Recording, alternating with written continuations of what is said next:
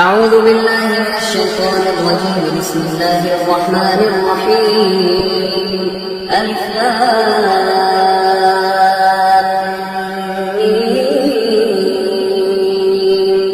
ذلك الكتاب لا ريب فيه هدى للمتقين الذين يؤمنون بالغيب ويقيمون الصلاة ومما رزقناهم ينفقون والذين يؤمنون بما أنزل إليك وما أنزل من قبلك وبالآخرة هم يوقنون أولئك على هدى من ربهم وأولئك هم المفلحون. إن الذين كفروا سواء عليهم أأنذرتهم أم لم تنذرهم لا يؤمنون. ختم الله على قلوبهم وعلى سمعهم وعلى أبصارهم غشاوة ولهم عذاب عظيم. ومن الناس من يقول آمنا بالله وباليوم الآخر وما هم بمؤمنين يخادعون الله والذين آمنوا وما يخدعون إلا أنفسهم وما يشعرون. في قلوبهم مرض فزادهم الله مرضا ولهم عذاب أليم بما كانوا يكذبون.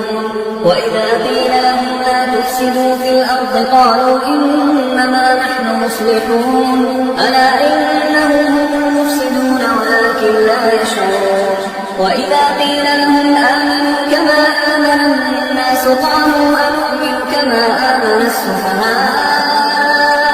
ألا إنهم هم السفهاء ولكن لا يعلمون. وإذا لقوا الذين آمنوا قالوا آمنا وإذا خلوا إلى شياطينهم قالوا إنا معكم إنما نحن مستهزئون. الله يستهزئ بهم ويمدون في طغيانهم يعمهون. أولئك الذين اشتروا الضلالة بالهدى فما ربحت تجارتهم وما كانوا مهتدين. مثلهم كمثل الذي استوقد نارا فلما أضاءت ما حوله ذهب الله بنورهم وتركهم في ظلمات لا يبصرون. صم بكم عمي فهم لا يرجعون. أو كصيب من السماء فيه ظلمات ورعد وبرق يجعلون أصابعهم في آذانهم من الصواعق حذر الموت والله محيط بالكافرين. يكاد البرق يخطف أبصارهم كلما أضاء لهم مشوا فيه وإذا أظلم عليهم قاموا ولو شاء الله لذهب بسمعهم وأبصارهم إن الله على كل شيء قدير. يا أيها الناس اعبدوا ربكم الذي خلقكم والذين من قبلكم لعلكم تتقون. الذي جعل لكم الأرض فراشا والسماء بناء وأنزل من السماء ماء فأخرج به من الثمرات رزقا لكم فلا تجعلوا لله أندادا وأنتم تعلمون. وإن كنتم في ريب مما نزلنا على عبدنا فأتوا بسورة من مثله وادعوا شهداءكم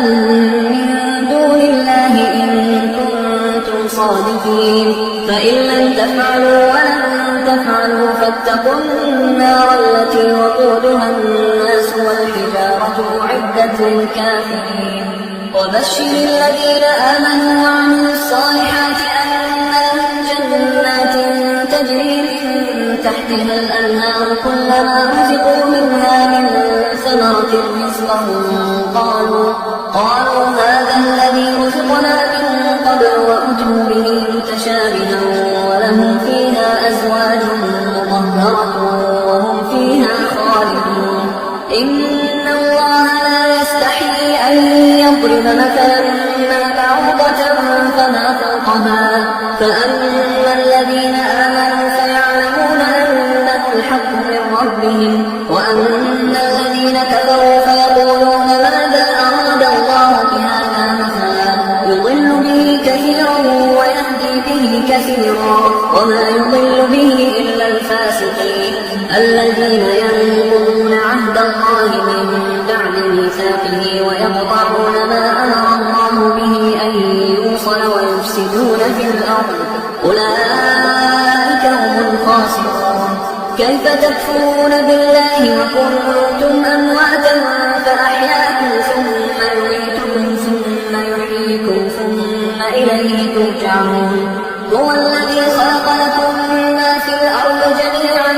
ثم استوى إلى السماء فسواهن 7 سماوات وهو بكل شيء عليم. وإذ قال ربك للملائكة إني جاعل في الأرض خليفة قالوا أتجعل فيها من يفسد فيها ويسفك الدماء ونحن نسبح بحمدك ونقدس لك قال إني أعلم ما لا تعلمون. وعلم آدم الأسماء كلها ثم عرضهم على الملائكة فقال أنبئوني بأسماء هؤلاء إن كنتم صادقين.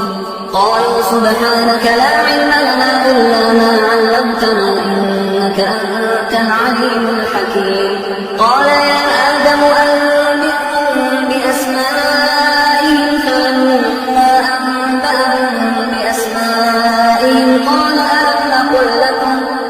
ألم أقل لكم إني أعلم غيب السماوات والأرض وأعلم ما تبدون وما كنتم تكتمون. وإذ قلنا للملائكة اسجدوا لآدم فسجدوا إلا إبليس أبى واستكبر وكان من الكافرين. وقلنا يا آدم اسكن أنت وزوجك الجنة وكلا منها رغدا حيث شئتما ولا تقربا هذه الشجرة فتكونا من الظالمين. فأزلهما الشيطان عنها فأخرجهما مما كانا فيه وقلنا اهبطوا بعضكم لبعض عدو ولكم في الأرض مستقر ومتاع إلى حين. فتلقى آدم من ربه كلمات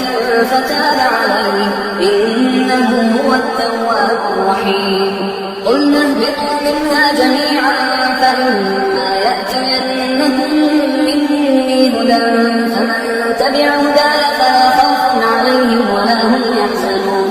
والذين كفروا وكذبوا بآياتنا أولئك أصحاب النار هم فيها خالدون. يا بني إسرائيل اذكروا نعمتي التي أنعمت عليكم وأوفوا بعهدي أوف بعهدكم وإياي فارهبون. وآمنوا بما أنزلت مصدقا لما معكم ولا تكونوا أول كافر به ولا تشتروا بآياتي ثمنا قليلا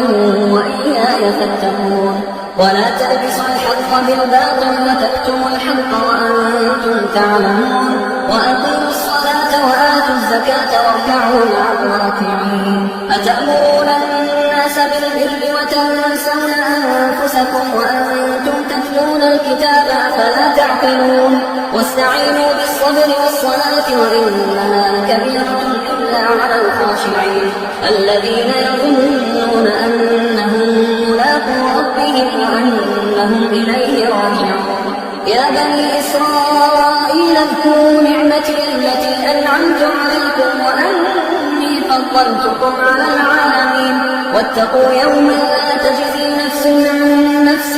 شيئا ولا يقبل منها شفاعة ولا يؤخذ منها عدل ولا هم ينصرون. وإذ نجيناكم من آل فرعون يسومونكم سوء العذاب يذبحون أبناءكم ويستحيون نساءكم وفي ذلكم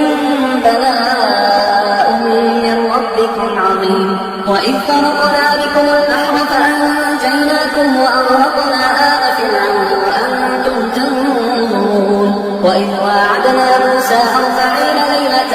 ثم اتخذتم العجل من بعده وأنتم ظالمون. ثم عفونا عنكم من بعد ذلك لعلكم تشكرون. وإذ آتينا موسى الكتاب والفرقان لعلكم تهتدون. وإذ قال موسى لقومه يا قوم إنكم ظلمتم أنفسكم أنفسكم باتخاذكم العجل فتوبوا إلى بارئكم فاقتلوا أنفسكم ذلكم خير لكم عند بارئكم فتاب عليكم إنه هو التواب الرحيم. وإذ قلتم يا موسى لن نؤمن لك حتى نرى الله جهرة فأخذتكم الصاعقة وأنتم تنظرون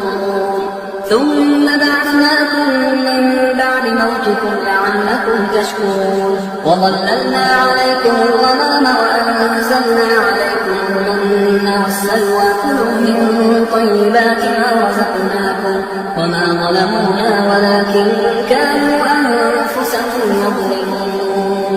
وإذ قلنا ادخلوا هذه القرية فكلوا منها حيث شئتم رغدا وادخلوا الباب سجدا وقولوا حطة نغفر لكم خطاياكم وسنزيد المحسنين. فبدل الذين ظلموا قولا غير الذي قيل لهم فأنزلنا على الذين ظلموا رجزا من السماء بما كانوا يفسقون. وإذ استسقى موسى لقومه فقلنا اضرب بعصاك الحجر فانفجرت منه 12 عينا قد علم كل أناس مشربهم كلوا واشربوا من رزق الله ولا تعثوا في الأرض مفسدين. وإذ قلتم يا موسى لن نصبر على طعام واحد فادع لنا ربك يخرج لنا مما تنبت الأرض من بقلها وقثائها وفومها وعدسها وبصلها قال أتستبدلون الذي هو أدنى بالذي هو خير اهبطوا مصرا فإن لكم ما سألتم وضربت عليهم الذلة والمسكنة وباءوا بغضب من الله ذلك بأنهم كانوا يكفرون بآيات الله ويقتلون النبيين بغير الحق ذلك بما عصوا وكانوا يعتدون. إن الذين آمنوا والذين هادوا والنصارى والصابئين من آمن بالله واليوم الآخر وعمل صالحا فلهم أجرهم عند ربهم ولا خوف عليهم ولا هم يحزنون. وإذ أخذنا ميثاقكم ورفعنا فوقكم الطور خذوا ما آتيناكم بقوة واذكروا ما فيه لعلكم تتقون ثم توليتم من بعد ذلك فلولا فضل الله عليكم ورحمته لكنتم من الخاسرين. ولقد علمتم الذين اعتدوا منكم في السبت فقلنا لهم كونوا قردة خاسئين فجعلناها نكالا لما بين يدينا ومن خلفنا وموعظة للمتقين. وإذ قال موسى لقومه إن الله يأمركم أن تذبحوا بقرة قالوا أتتخذنا هزوا قال أعوذ بالله أن أكون من الجاهلين. قالوا ادع لنا ربك يبين لنا ما هي قال إنه يقول إنها بقرة لا فارغ ولا بكر عوان بين ذلك فافعلوا ما تؤمرون. قالوا ادع لنا ربك يبين لنا ما لونها قال إنه يقول إنها بقرة صفراء فاقع لونها تسر الناظرين. قالوا ادع لنا ربك يبين لنا ما هي إن البقرة شابه علينا وإنا إن شاء الله لمهتدون. قال إنه يقول إنها بقرة لا ذلول تثير الأرض ولا تسقي الحرث مسلمة لا شية فيها. قالوا الآن جئت بالحق فذبحوها وما كانوا يفعلون. وإذ قتلتم نفسا فادارأتم فيها والله مخرج ما كنتم تكتمون. فقلنا اضربوه ببعضها كذلك يحيي الله الموتى ويريكم آياته لعلكم تعقلون. ثم قست قلوبكم من بعد ذلك فهي كالحجارة أو أشد قسوة وإن من الحجارة لما يتفجر منه الأنهار وإن منها لما يشقق فيخرج منه الماء وإن منها لما يهبط من خشية الله وما الله بغافل عما تعملون. أفتطمعون أن يؤمنوا لكم وقد كان فريق منهم يسمعون كلام الله ثم يحرفونه من بعد ما عقلوه وهم يعلمون. وإذا لقوا الذين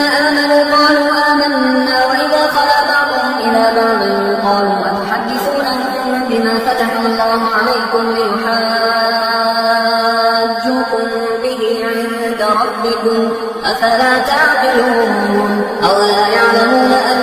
الله يعلم ما يسرون وما يعلنون ومنهم أميون لا يعلمون الكتاب إلا أماني وإنهم إلا يظنون فويل للذين يكتبون الكتاب بأيديهم ثم يقولون هذا من عند الله ليشتروا به ثمنا قليلا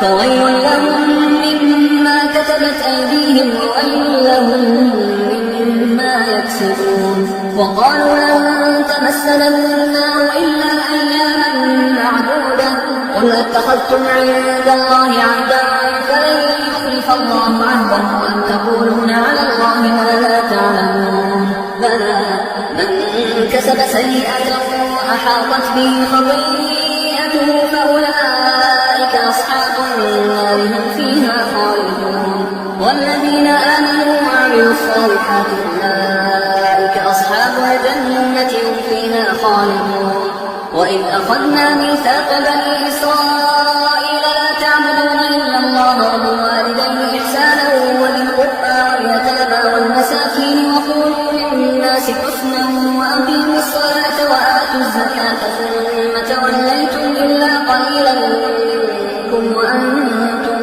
معرضون وإذ أخذنا ميثاقكم لا تسفكون دماءكم ولا تخرجون أنفسكم من دياركم ثم أقررتم وأنتم تشهدون ثم أنتم هؤلاء تقتلون أنفسكم وتخرجون فريقا منكم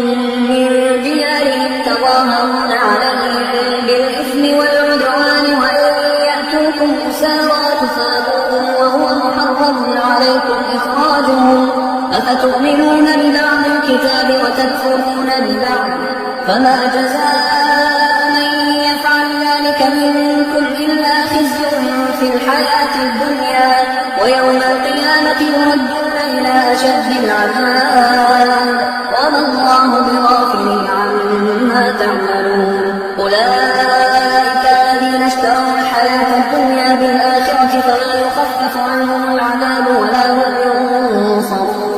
ولقد آتينا موسى الكتاب وقفينا من بعده بالرسل وآتينا عيسى ابن مريم البينات وأيدناه بروح القدس أفكلما جاءكم رسول بما لا تهوى أنفسكم استكبرتم ففريقا كذبتم وفريقا تقتلون وقالوا قلوبنا غلف بل لعنهم الله بكفرهم فقليلا ما يؤمنون ولما جاءهم كتاب من عند الله مصدق لما معهم وكانوا من قبل يستفتحون على الذين كفروا فلما جاءهم ما عرفوا كفروا به فلعنة الله على الكافرين بئس ما اشتروا به أنفسهم أن يكفروا بما أنزل الله بغيا أن ينزل الله من فضله على من يشاء من عباده فباءوا بغضب على غضب وللكافرين عذاب مهين وإذا قيل لهم آمنوا بما أنزل الله قالوا نؤمن بما أنزل علينا ويكفرون بما وراءه وهو الحق مصدقا لما معهم قل فلم تقتلون أنبياء الله من قبل إن كنتم مؤمنين ولقد جاءكم موسى بالبينات ثم اتخذتم العجل من بعده وأنتم ظالمون وإذ أخذنا ميثاقكم ورفعنا فوقكم الطور خذوا ما آتيناكم بقوة واسمعوا قالوا سمعنا وعصينا وأشربوا في قلوبهم العجل بكفرهم قل بئس ما يأمركم به إيمانكم إن كنتم مؤمنين قل إن كانت لكم الدار الآخرة عند الله خالصة من دون الناس فتمنوا الموت إن كنتم صادقين ولن يتمنوه أبدا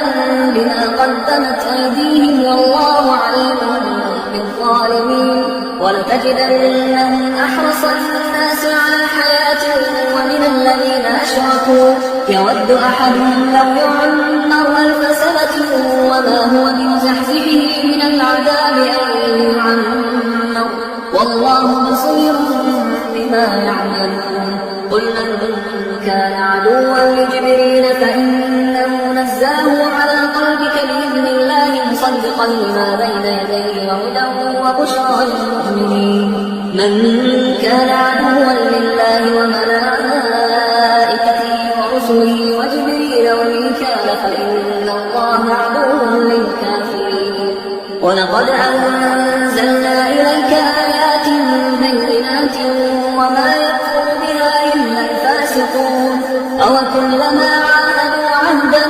نبذه فريق منهم بل أكثرهم لا يؤمنون. ولما جاءهم رسول من عند الله مصدق لما معهم نبذ فريق من الذين أوتوا الكتاب كتاب الله وراء ظهورهم كأنهم لا يعلمون. واتبعوا ما تتلو الشياطين على ملك سليمان وما كفر سليمان ولكن الشياطين كفروا يعلمون الناس السحر وما أنزل على الملكين ببابل هاروت وماروت وما يعلمان من أحد حتى يقولا إنما نحن فتنة فلا تكفر فيتعلمون منهما ما يفرقون به بين المرء وزوجه وما هم بضارين به من أحد إلا بإذن الله ويتعلمون ما يضرهم ولا ينفعهم ولقد علموا لمن اشتراه ما له في الآخرة من خلاق ولبئس ما شروا به أنفسهم لو كانوا يعلمون. ولو أنهم آمنوا واتقوا لمثوبة من عند الله خير لو كانوا يعلمون.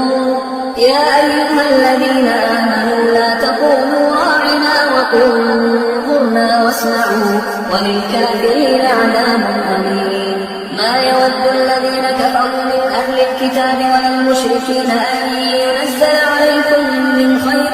من ربكم والله يختص برحمته من يشاء والله ذو الفضل العظيم. ما ننسخ من آية أو ننسها نأتي بخير منها أو مثلها. ألم تعلم أن الله على كل شيء قدير. ألم تعلم أن الله له ملك السماوات والأرض وما لكم من دون الله من ولي ولا نصير. أم تريدون أن تسألوا رسولكم كما سئل موسى من قبل ومن يتبدل الكفر بالإيمان فقد ضل سواء السبيل. ود كثير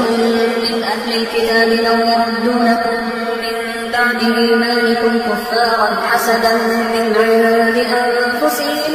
من بعد ما تبين لهم الحق فاعفوا واصفحوا حتى يأتي الله بأمره إن الله على كل شيء قدير. وأقيموا الصلاة وآتوا الزكاة وما تقدموا لأنفسكم من خير تجدوه عند الله إن الله بما تعملون بصير. وقالوا لن يدخل الجنة إلا من كان هودا أو نصارى تلك أمانيهم قل هاتوا برهانكم إن كنتم صادقين. بلى من أسلم وجهه لله وهو محسن فله أجره عند ربه ولا خوف عليهم ولا هم يحزنون. وقالت اليهود ليست النصارى على شيء وقالت النصارى ليست اليهود على شيء وهم يتلون الكتاب كذلك قال الذين لا يعلمون مثل قولهم فالله يحكم بينهم يوم القيامة فيما كانوا فيه يختلفون. ومن أظلم ممن منع مساجد الله أن يذكر فيها اسمه وسعى في خرابها أولئك ما كان لهم أن يدخلوها إلا خائفين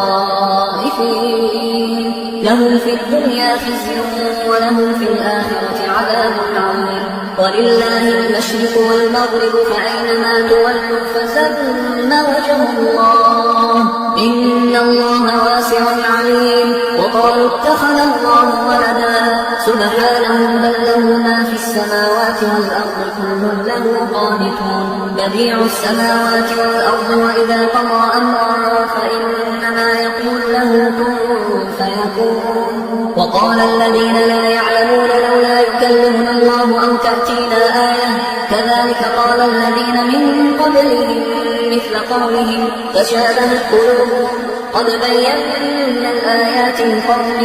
يوقنون إنا أرسلناك بالحق بشيرا ونذيرا ولا تسأل عن أصحاب الجحيم ولن ترضى عنك اليهود ولا النصارى حتى تتبع ملتهم قل إن هدى الله هو الهدى ولئن اتبعت أهواءهم بعد الذي جاءك من العلم ما لك من الله من ولي ولا نصير الذين آتيناهم الكتاب يتلونه حق تلاوته أولئك يؤمنون به ومن يكفر به فأولئك هم الخاسرون يا بني إسرائيل اذكروا نعمتي التي أنعمت عليكم وأني فضلتكم على العالمين واتقوا يوما لا تجزي نفس عن نفس شيئا ولا يقبل منها عدل ولا تنفعها شفاعة ولا هم ينصرون وإذ ابتلى إبراهيم ربه بكلمات فأتمهن قال إني جاعلك للناس إماما قال ومن ذريتي قال لا ينال عهد الظالمين وإذ جعلنا البيت مثابة للناس وأمنا واتخذوا من مقام إبراهيم مصلى وعهدنا إلى إبراهيم وإسماعيل أن طهرا بيتي للطائفين والعاكفين والركع السجود وإذ قال إبراهيم رب اجعل هذا بلدا آمنا وارزق أهله من الثمرات من آمن منهم بالله واليوم الآخر قال ومن كفر فأمتعه قليلا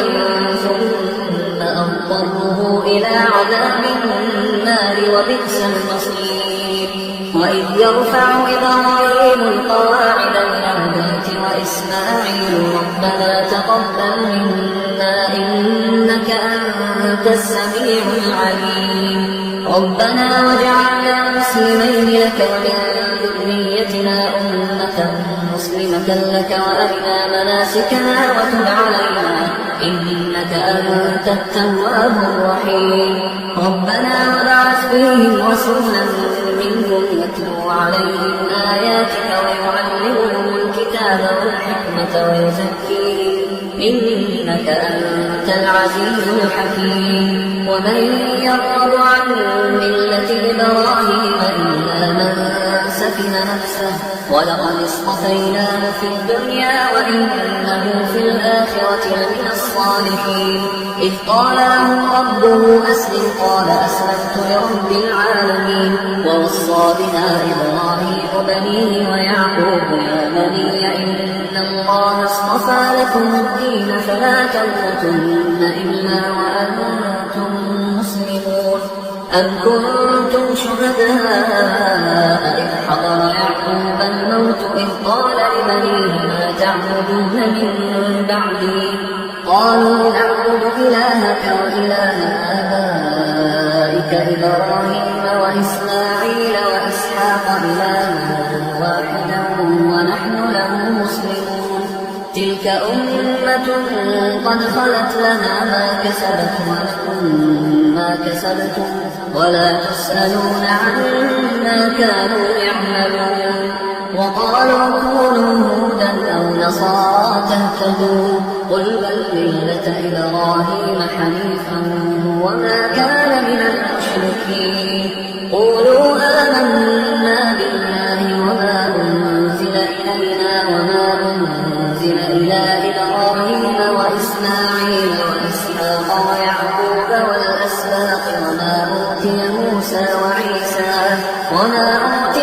موسى وعيسى وما أوتي النبيون من ربهم لا نفرق بين أحد منهم ونحن له مسلمون فإن آمنوا بمثل ما آمنتم به فقد اهتدوا وإن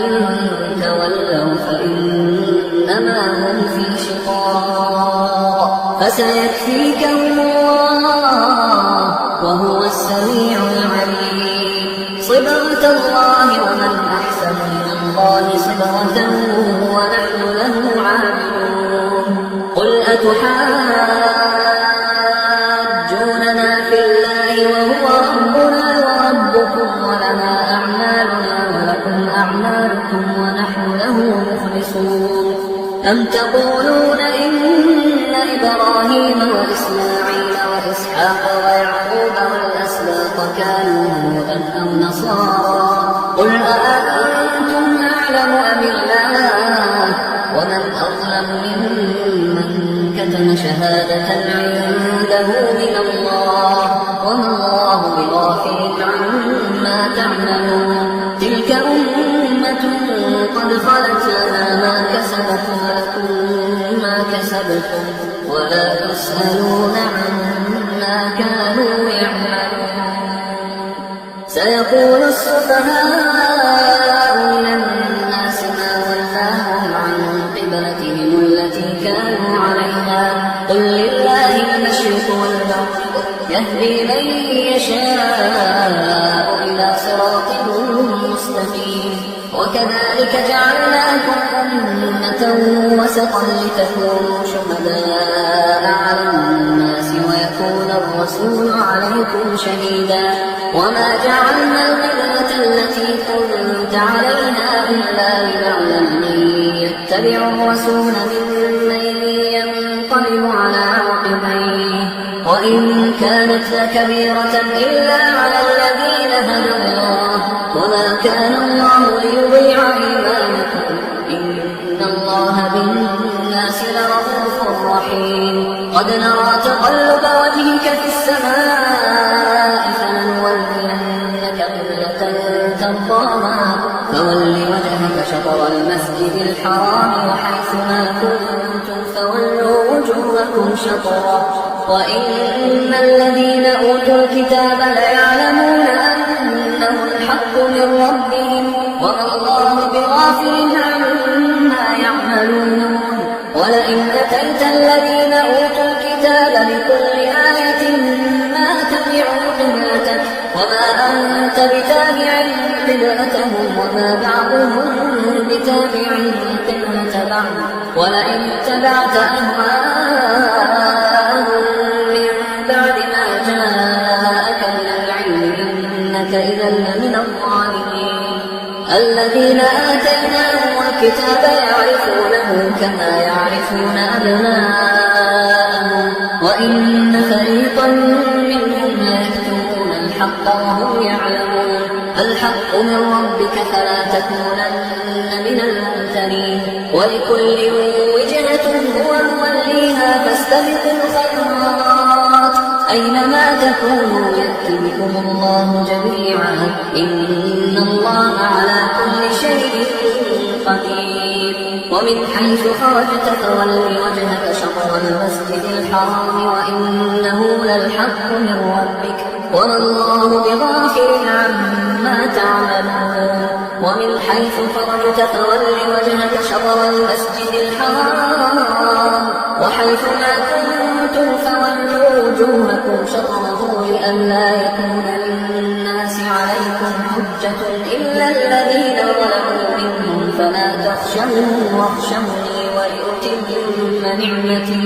ولأتم نعمتي عليكم ولعلكم تهتدون كما أرسلنا فيكم رسولا منكم يتلو عليكم آياتنا ويزكيكم ويعلمكم الكتاب والحكمة ويعلمكم ما لم تكونوا تعلمون فاذكروني أذكركم واشكروا لي ولا تكفرون يا أيها الذين آمنوا استعينوا بالصبر والصلاة إن الله مع الصابرين ولا تقولوا لمن في سبيل الله أموات بل أحياء ولكن لا تشعرون ولنبلونكم بشيء من الخوف والجوع ونقص من الأموال والأنفس والثمرات وبشر الصابرين الذين إذا أصابتهم مصيبة قالوا إنا لله وإنا إليه راجعون أولئك عليهم صلوات من ربهم ورحمة وأولئك هم المهتدون إن الصفا والمروة من شعائر الله فمن حج البيت أو اعتمر فلا جناح عليه أن يطوف بهما ومن تطوع خيرا فإن الله شاكر عليم إن الذين يكتمون ما أنزلنا من البينات والهدى من بعد ما بيناه للناس في الكتاب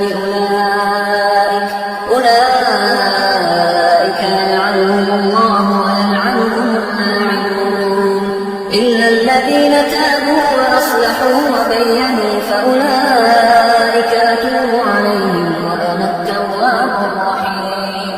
إن الذين كفروا وماتوا وهم كفار أولئك عليهم لعنة الله والملائكة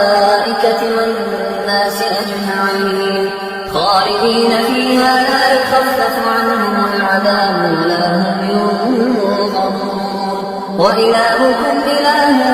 واحد لا إله إلا هو الرحمن الرحيم إن في خلق السماوات والأرض واختلاف الليل والنهار والفلك التي تجري في البحر بما ينفع الناس وما أنزل الله من السماء من ماء فأحيا به الأرض بعد موتها وبث فيها من كل دابة وتصريف الرياح والسحاب المسخر بين السماء والأرض لآيات لقوم يعقلون ومن الناس من يتخذ من دون الله أندادا يحبونهم كحب الله والذين آمنوا أشد حبا لله ولو يرى الذين ظلموا إذ يرون العذاب أن القوة لله جميعا وأن الله شديد العذاب إذ تبرأ الذين اتبعوا من الذين اتبعوا ورأوا العذاب وتقطعت بهم الأسباب وقال الذين اتبعوا لو أن لنا كرة فنتبرأ منهم كما تبرأوا منا كذلك يريهم الله أعمالهم حسرات عليهم وما هم بخارجين من النار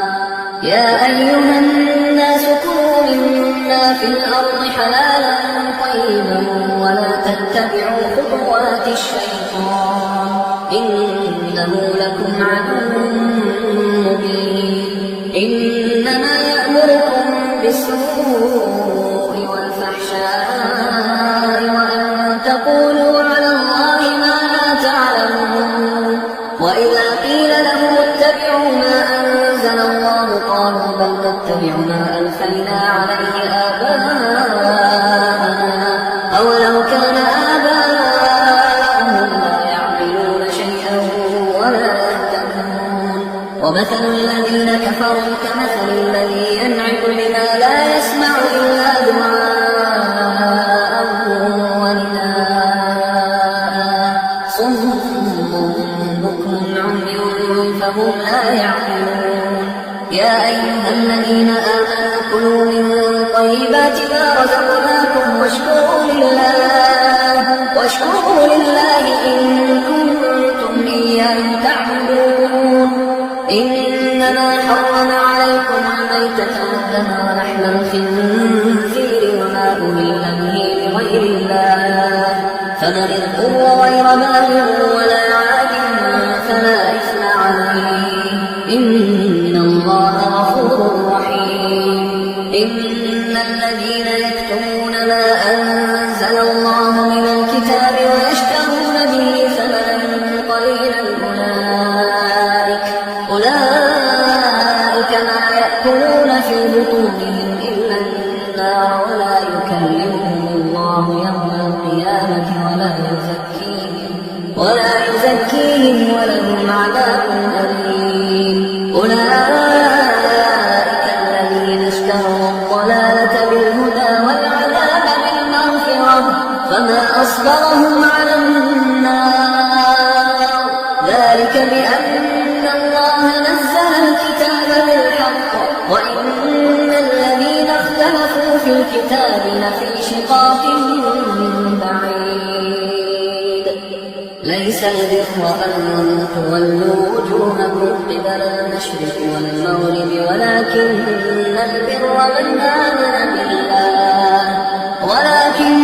البر من آمن بالله واليوم الآخر والملائكة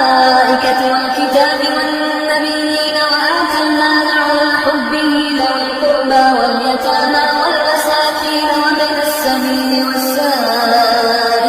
وفي الرقاب وأقام الصلاة وآتى الزكاة والموفون بعهدهم إذا عاهدوا والصابرين في البأساء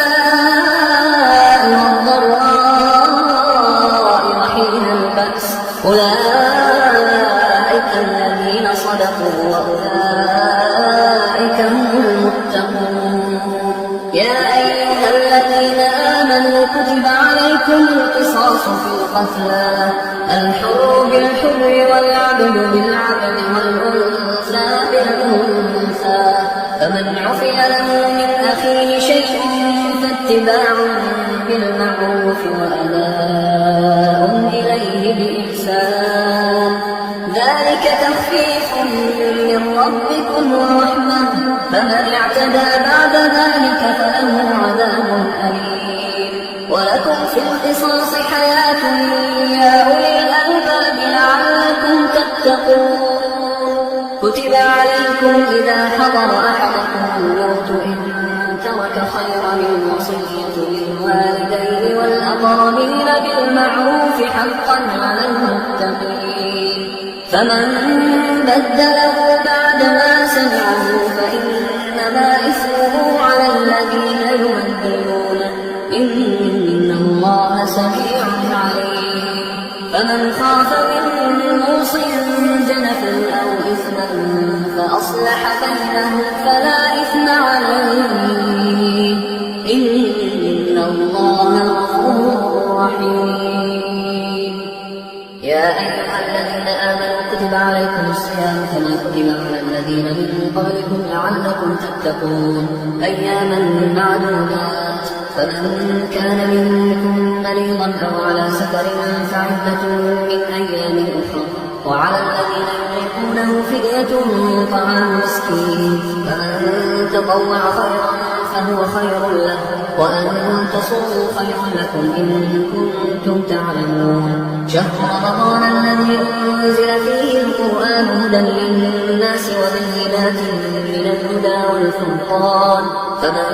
شهد منكم الشهر فليصم ومن كان مريضا أو على سفر فعدة من أيام أخر يريد الله بكم اليسر ولا يريد بكم العسر ولتكملوا العدة ولتكبروا الله على ما هداكم ولعلكم تشكرون. وإذا سألك عبادي عني فإني قريب أجيب دعوة الداعي إذا دعان فليستجيبوا لي وليؤمنوا بي لعلهم يرشدون. أحل لكم ليلة الصيام الرفث إلى نسائكم هن لباس لكم وأنتم لباس لهم علم الله أنكم كنتم تختانون أنفسكم فتاب عليكم وعفى عنكم فالآن باشروهن وابتغوا ما كتب الله لكم وكلوا واشربوا حتى يتبين لكم الخيط الأبيض من الخيط الأسود من الفجر ثم أتموا الصيام إلى الليل ولا تباشروهن وأنتم عاكفون في المساجد تلك حدود الله فلا تقربوها كذلك يبين الله آياته للناس لعلهم يتقون ولا تأكلوا أموالكم بينكم بالباطل وتدلوا بها إلى الحكام لتأكلوا فريقا من أموال الناس بالإثم وأنتم تعلمون يسألونك عن الأهلة قل هي مواقيت للناس والحج وليس البر بأن تأتوا البيوت من ظهورها ولكن البر من اتقى وأتوا البيوت من أبوابها واتقوا الله لعلكم تفلحون وقاتلوا في سبيل الله الذين يقاتلونكم ولا تعتدوا إن الله لا يحب المعتدين وقتلوهم حيث ثقفتموهم وأخرجوهم من حيث أخرجوكم والفتنة أشد من القتل ولا تقاتلوهم عند المسجد الحرام حتى يقاتلوكم فيه فإن قاتلوكم فاقتلوهم كذلك جزاء الكافرين فإن انتهوا فإن الله غفور رحيم وقاتلوهم حتى لا تكون فتنة ويكون الدين لله فإن انتهوا فلا عدوان إلا على الظالمين الشهر الحرام بالشهر الحرام والحرمات قصاص فمن اعتدى عليكم فاعتدوا عليه بمثل ما اعتدى عليكم واتقوا الله واعلموا أن الله مع المتقين وأنفقوا في سبيل الله ولا تلقوا بأيديكم إلى التهلكة وأحسنوا إن الله يحب المحسنين وأتموا الحج والعمرة لله فإن أحصرتم فما استيسر من الهدي ولا تحلقوا رؤوسكم حتى يبلغ الهدي محله فمن كان منكم مريضا أو به أذى من رأسه ففدية من صيام أو صدقة أو نسك فإذا أمنتم فمن تمتع بالعمرة إلى الحج فما استيسر من الهدي فمن لم يجد فصيام 3 أيام في الحج و7 إذا رجعتم تلك 10 كاملة ذلك لمن لم يكن أهله حاضر المسجد الحرام واتقوا الله واعلموا أن الله شديد العقاب الحج أشهر معلومات فمن فرض فيهن الحج فلا رفث ولا فسوق ولا جدال في الحج وما تفعلوا من خير يعلمه الله وتزودوا فإن خير الزاد التقوى واتقوا يا أولي الألباب ليس عليكم جناح أن تبتغوا فضلا من ربكم فإذا أفضتم من عرفات فاذكروا الله عند المشعر الحرام واذكروه كما هداكم وإن كنتم من قبله لمن الضالين ثم أفيضوا من حيث أفاض الناس واستغفروا الله إن الله غفور رحيم فإذا قضيتم مناسككم فاذكروا الله كذكركم آباءكم أو أشد ذكرا فمن الناس من يقول ربنا آتنا في الدنيا وما له في الآخرة من خلاق ومنهم من يقول ربنا آتنا في الدنيا حسنة وفي الآخرة حسنة وقنا عذاب النار أولئك لهم نصيب مما كسبوا والله سريع الحساب واذكروا الله في أيام معدودات فمن تعجل في يومين فلا إثم عليه ومن تأخر فلا إثم عليه لمن اتقى واتقوا الله واعلموا أنكم إليه تحشرون ومن الناس من يعجبك قوله في الحياة الدنيا ويشهد الله على ما في ويشهد الله على ما في قلبه وهو ألد الخصام وإذا تولى سعى في الأرض ليفسد فيها ويهلك الحرث والنسل والله لا يحب الفساد وإذا قيل له اتق الله أخذته العزة بالإثم فحسبه جهنم ولبئس المهاد ومن الناس من يشري نفسه ابتغاء مرضات الله والله رؤوف بالعباد يا أيها الذين آمنوا ادخلوا في السلم كافة ولا تتبعوا خطوات الشيطان إنه لكم عدو مبين فإن زللتم من بعد ما جاءتكم البينات فاعلموا أن الله عزيز حكيم هل ينظرون إلا أن يأتيهم الله في ظلل من الغمام والملائكة وقضي الأمر وإلى الله ترجع الأمور سل بني إسرائيل كم آتيناهم من آية بينة ومن يبدل نعمة الله من بعد ما جاءت فإن الله شديد العقاب زين للذين كفروا الحياة الدنيا ويسخرون من الذين آمنوا والذين اتقوا فوقهم يوم القيامة والله يرزق من يشاء بغير حساب كان الناس أمة واحدة فبعث الله النبيين مبشرين ومنذرين وأنزل معهم الكتاب بالحق ليحكم بين الناس فيما اختلفوا فيه وما اختلف فيه إلا الذين أوتوه من بعد ما جاءتهم البينات بغيا بينهم فهدى الله الذين آمنوا لما اختلفوا فيه من الحق بإذنه والله يهدي من يشاء إلى صراط مستقيم أم حسبتم أن تدخلوا الجنة ولما يأتكم مثل الذين خلوا من قبلكم مستهم البأساء والضراء وزلزلوا حتى يقول الرسول والذين آمنوا معه متى نصر الله ألا إن نصر الله قريب يسألونك ماذا ينفقون قل ما أنفقتم من خير فللوالدين والأقربين واليتامى والمساكين وابن السبيل وما تفعلوا من خير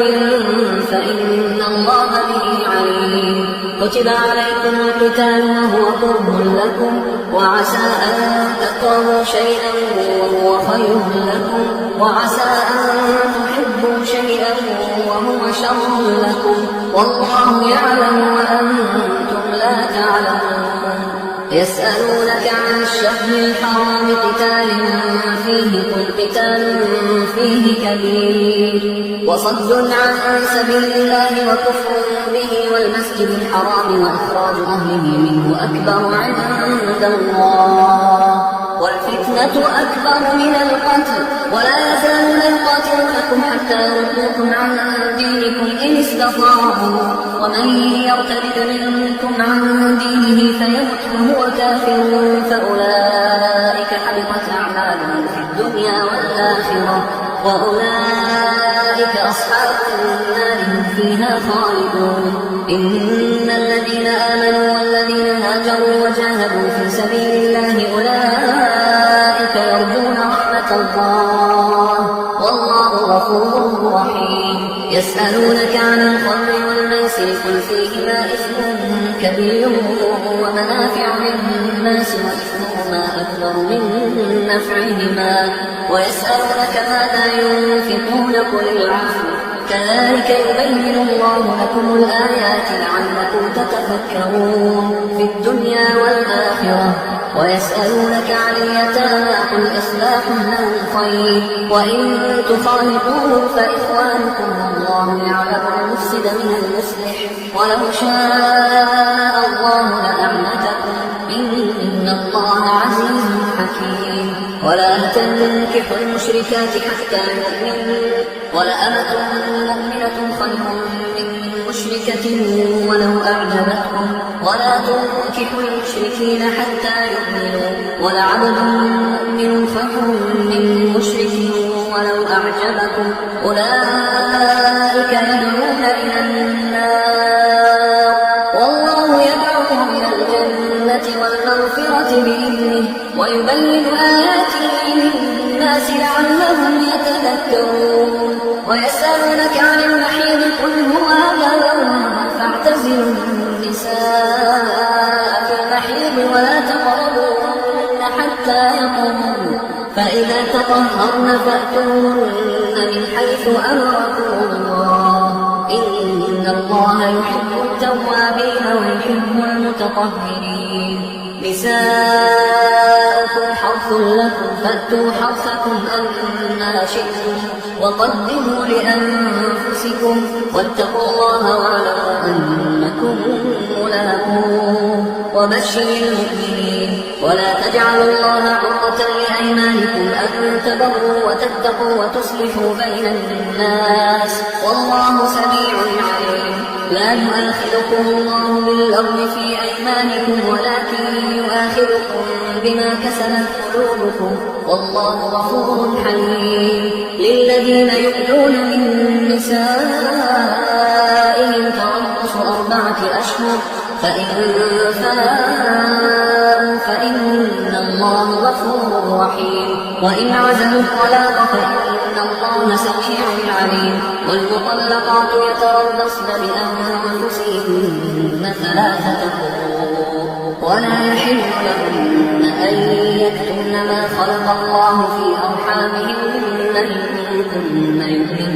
بالله واليوم الآخر وبعولتهن أحق بردهن في ذلك إن أرادوا إصلاحا ولهن مثل الذي عليهن بالمعروف وللرجال عليهن درجة والله عزيز حكيم. الطلاق 2 فإمساك بمعروف أو تسريح بإحسان ولا يحل لكم أن تأخذوا مما آتيتموهن شيئا إلا أن يخافا ألا يقيما حدود الله فإن خفتم ألا يقيما حدود الله فلا جناح عليهما فيما افتدت به تلك حدود الله فلا تعتدوها ومن يتعد حدود الله فأولئك هم الظالمون. فإن طلقها فلا تحل له من بعد حتى تنكح زوجا غيره فإن طلقها فلا جناح عليهما أن يتراجعا إن ظنا أن يقيما حدود الله وتلك حدود الله يبينها لقوم يعلمون. وإذا طلقتم النساء فبلغن أجلهن فأمسكوهن بمعروف أو سرحوهن بمعروف ولا تمسكوهن ضرارا لتعتدوا ومن يفعل ذلك فقد ظلم نفسه. ولا تتخذوا آيات الله هزوا واذكروا نعمة الله عليكم وما أنزل عليكم من الكتاب والحكمة يعظكم به واتقوا الله واعلموا أن الله بكل شيء عليم. وإذا طلقتم النساء فبلغن أجلهن فلا تعضلوهن أن ينكحن أزواجهن إذا تراضوا بينهم بالمعروف ذلك يوعظ به من كان منكم يؤمن بالله واليوم الآخر ذلكم أزكى لكم وأطهر والله يعلم وأنتم لا تعلمون. والوالدات والوالدات يرضعن أولادهن حولين كاملين لمن أراد أن يتم الرضاعة وعلى المولود له رزقهن وكسوتهن بالمعروف لا تكلف نفس إلا وسعها لا تضار والدة بولدها ولا مولود له بولده وعلى الوارث مثل ذلك فإن أرادا فصالا عن تراض منهما وتشاور فلا جناح عليهما وإن أردتم أن تسترضعوا أولادكم فلا جناح عليكم إذا سلمتم ما آتيتم بالمعروف واتقوا الله واعلموا أن الله بما تعملون بصير والذين يتوفون منكم ويذرون أزواجا يتربصن بأنفسهن 4 أشهر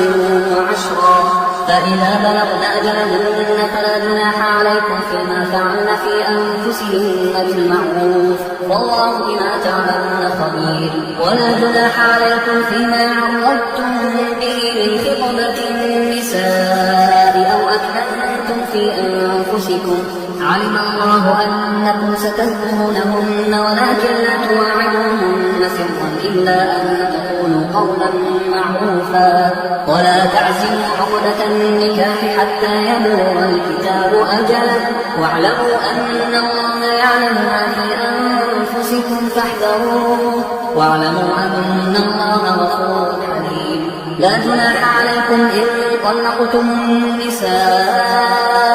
ما لم تمسوهن أو تفرضوا لهن فريضة ومتعوهن على الموسع قدره وعلى المقتر قدره متاعا بالمعروف حقا على المحسنين وإن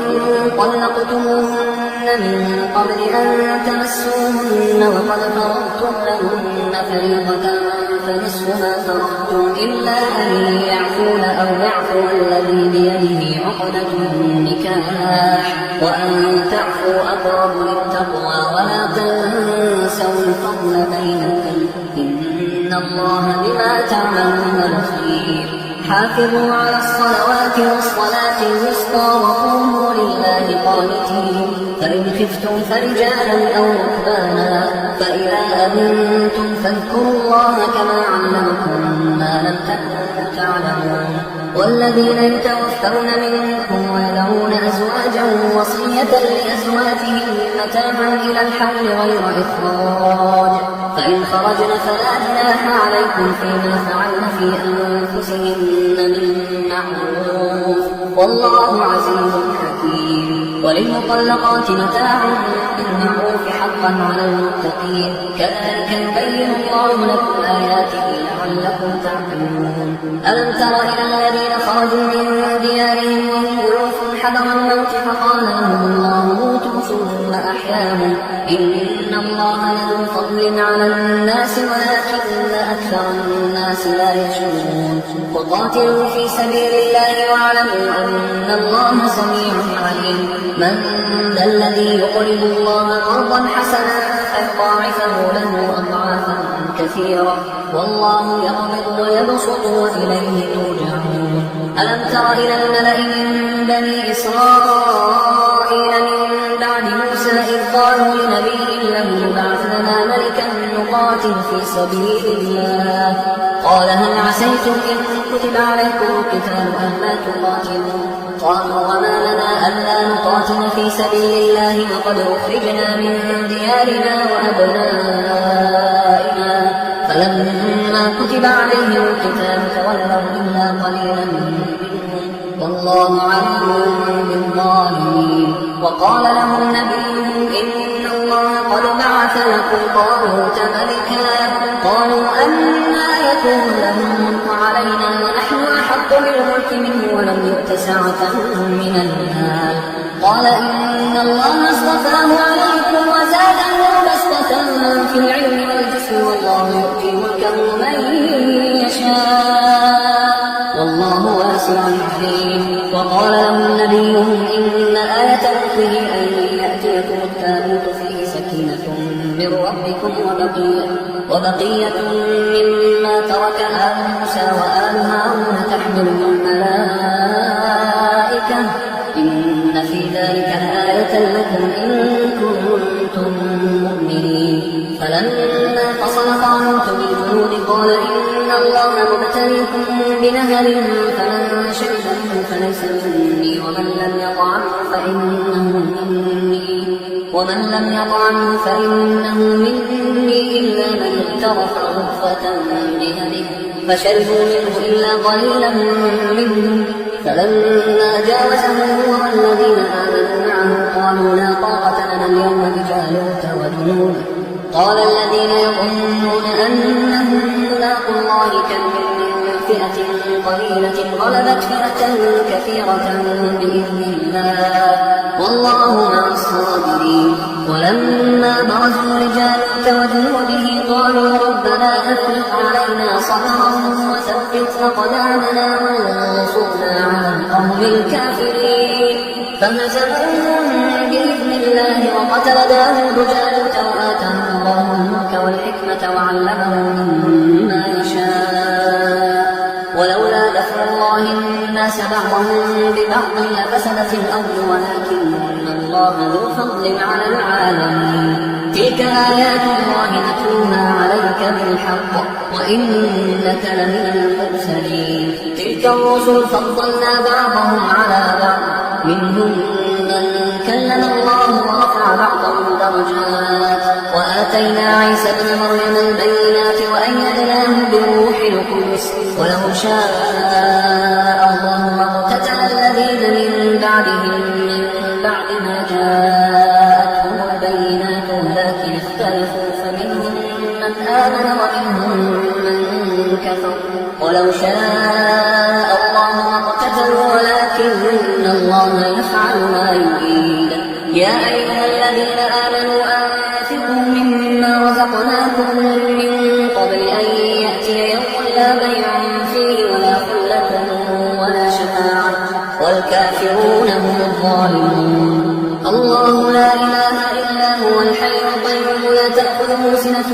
ولا نوم له ما في السماوات وما في الأرض من ذا الذي يشفع عنده إلا بإذنه يعلم ما بين أيديهم وما خلفهم ولا يحيطون بشيء من علمه إلا بما شاء وسع كرسيه السماوات والأرض ولا يؤوده حفظهما وهو العلي العظيم لا إكراه في الدين قد تبين الرشد من الغي فمن يكفر بالطاغوت ويؤمن بالله فقد استمسك بالعروة الوثقى لا انفصام لها والله سميع عليم الله ولي الذين آمنوا يخرجهم من الظلمات إلى النور والذين كفروا أولياءهم الطاغوت يخرجونهم من النور إلى الظلمات أولئك أصحاب النار هم فيها خالدون ألم تر إلى الذي حاج إبراهيم في ربه أن آتاه الله الملك إذ قال إبراهيم ربي الذي يحيي ويميت قال أنا أحيي وأميت قال إبراهيم فإن الله يأتي بالشمس من المشرق فأت بها من المغرب فبهت الذي كفر والله لا يهدي القوم الظالمين أو كالذي مر على قرية وهي خاوية على عروشها قال أنى يحيي هذه الله بعد موتها فأماته الله 100 عام ثم بعثه قال كم لبثت قال لبثت يوما أو بعض يوم قال بل لبثت 100 عام فانظر إلى طعامك وشرابك لن يتسنى وانظر إلى حمارك ولنجعلك آية للناس وانظر إلى العظام كيف ننشفها ثم نكسوها لحما فلما تبين له قال أعلم أن الله على كل شيء قدير وإذ قال إبراهيم رب أرني كيف تحيي الموتى قال أولم تؤمن قال بلى ولكن ليطمئن قلبي قال فخذ 4 من الطير فصرهن إليك ثم اجعل على كل جبل منهن جزءا ثم ادعهن يأتينك سعيا واعلم أن الله عزيز حكيم مثل الذين ينفقون أموالهم في سبيل الله كمثل حبة أنبتت 7 سنابل في كل سنبلة 100 حبة والله يضاعف لمن يشاء والله واسع عليم. الذين ينفقون أموالهم في سبيل الله ثم لا يتبعون ما أنفقوا منا ولا أذى لهم أجرهم عند ربهم ولا خوف عليهم ولا هم يحزنون. قول معروف ومغفرة خير من صدقة يتبعها أذى والله غني حليم. يا أيها الذين آمنوا لا تبطلوا صدقاتكم بالمن والأذى كالذي ينفق ماله رئاء الناس ولا يؤمن بالله واليوم الآخر فمثله كمثل صفوان عليه تراب فأصابه وابل فتركه صلدا لا يقدرون على شيء مما كسبوا والله لا يهدي القوم الكافرين. ومثل الذين ينفقون أموالهم ابتغاء مرضات الله وتثبيتا من أنفسهم كمثل جنة بربوة أصابها وابل فآتت أكلها ضعفين فإن لم يصبها وابل فطل والله بما تعملون بصير. أيود أحدكم أن تكون له جنة من نخيل وأعناب تجري من تحتها الأنهار له فيها من كل الثمرات وأصابه الكبر وله ذرية ضعفاء فأصابها إعصار فيه نار فاحترقت كذلك يبين الله لكم الآيات لعلكم تتذكرون. يا أيها الذين آمنوا أنفقوا من طيبات ما كسبتم ومما أخرجنا لكم من الأرض ولا تيمموا الخبيث منه تنفقون ولستم بآخذيه إلا أن تغمضوا فيه واعلموا أن الله غني حميد. الشيطان يعدكم الفقر ويأمركم بالفحشاء والله يعدكم مغفرة منه وفضلا والله واسع عليم. يؤتي الحكمة من يشاء ومن يؤت الحكمة فقد أوتي خيرا كثيرا وما يذكر إلا أولو الألباب. وما أنفقتم من نفقة أو نذرتم من نذر فإن الله يعلمه وما للظالمين من أنصار. إن تبدوا الصدقات فنعما هي وإن تخفوها وتؤتوها الفقراء فهو خير لكم ويكفر عنكم من سيئاتكم والله بما تعملون خبير. ليس عليك هداهم ولكن الله يهدي من يشاء. وما تنفقوا من خير فلأنفسكم وما تنفقون إلا ابتغاء وجه الله وما تنفقوا من خير يوفى إليكم وأنتم لا تظلمون. للفقراء الذين أحصروا في سبيل الله لا يستطيعون ضربا في الأرض يحسبهم الجاهل أغنياء من التعفف تعرفهم بسيماهم لا يسألون الناس إلحافا وما تنفقوا من خير فإن الله به عليم. الذين ينفقون أموالهم بالليل والنهار سرا وعلانية فلهم أجرهم عند ربهم ولا خوف عليهم ولا هم يحزنون. الذين يأكلون الربا لا يقومون إلا كما يقوم الذي يتخبطه ينسخهم الشيطان من المس. ذلك بأنه قالوا إنما البيع مثل الربا وأحل الله البيع وحرم الربا. فمن جاءه موعظة من ربه فانتهى فله ما سلف وأمره إلى الله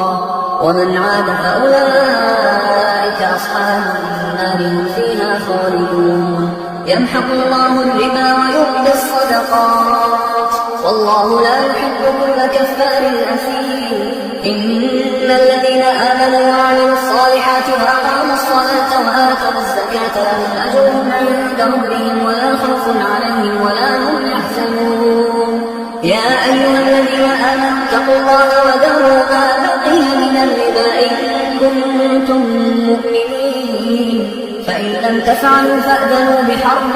من الله ورسوله وإن تبتم فلكم رؤوس أموالكم لا تظلمون ولا تظلمون. وإن كان ذو عسرة فنظرة إلى ميسرة وأن تصدقوا خير لكم إن كنتم تعلمون. واتقوا يوما ترجعون فيه إلى الله ثم توفى كل نفس ما كسبت وهم لا يظلمون. يا أيها الذين آمنوا إذا تداينتم بدين إلى أجل مسمى فاكتبوه وليكتب بينكم كاتب بالعدل ولا يأبى كاتب أن يكتب كما علمه الله فليكتب وليملل الذي عليه الحق وليتق الله ربه ولا يبخس منه شيئا. فإن كان الذي عليه الحق سفيها أو ضعيفا أو لا يستطيع أن يمله فليملل وليه بالعدل واستشهدوا شهيدين من رجالكم فإن لم يكونا رجلين فرجل وامرأتان ترضون من الشهداء أن تضل إحداهما فتذكر إحداهما الأخرى ولا يأبى الشهداء إذا ما دعوا ولا تسأموا أن تكتبوه صغيرا أو كبيرا إلى أجله ذلكم أقسط عند الله وأقوم الشهادة وأدنى أن لا ترتابوا إلا أن تكون تجارة حاضرة تديرونها بينكم فليس عليكم جناح ألا تكتبوها وأشهدوا إذا تبايعتم ولا يضار كاتب ولا شهيد وإن تفعلوا فإنه فسوق بكم واتقوا الله ويعلمكم الله والله بكل شيء عليم. وإن كنتم على سفر ولم تجدوا كاتبا فرهان مقبوضة فإن أمن بعضكم بعضا فليؤدي الذي اؤتمن أمانته وليتق الله ربه ولا تكتموا الشهادة ومن يكتمها فإنه آثم قلبه والله بما تعملون عليم. لله ما في السماوات وما في الأرض وإن تبدوا ما في أنفسكم أو تخفوه يحاسبكم به الله فيغفر لمن يشاء ويعذب من يشاء والله على كل شيء قدير. آمن الرسول بما أنزل إليه من ربه والمؤمنون كل آمن بالله وملائكته وكتبه ورسله لا نفرق بين أحد من رسله وقالوا سمعنا وأطعنا غفرانك ربنا وإليك المصير. لا يكلف الله نفسا إلا وسعها لها ما كسبت وعليها ما اكتسبت ربنا لا تؤاخذنا إن نسينا أو أخطأنا ربنا ولا تحمل علينا إصرا كما حملته على الذين من قبلنا ربنا ولا تحملنا ما لا طاقة لنا به